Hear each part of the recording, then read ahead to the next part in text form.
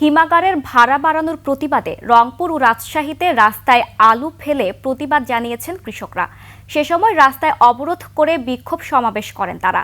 রাজশাহী প্রতিনিধি বদরুল হাসান লিটন ও রংপুর প্রতিনিধি লিয়াকত আলী বাদলের তথ্য ছবিতে ডেস্ক রিপোর্ট।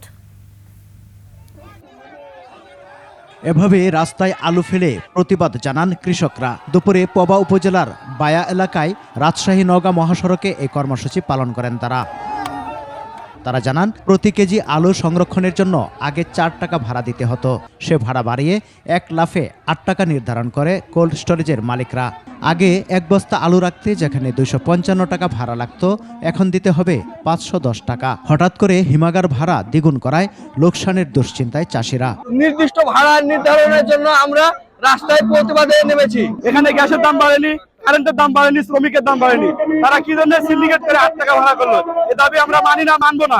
ঘটনাস্থলে এসে কর্মসূচির সাথে একাত্মতা প্রকাশ করেন বিএনপির ত্রাণ ও পুনর্বাসন সম্পাদক শফিকুল ইসলাম মিলন। কোটি মানুষের আস্থার ভালোবাসায় 11 বারের মতো দেশের 1 নম্বর রেফ্রিজারেটর ব্র্যান্ড ওয়ালটন।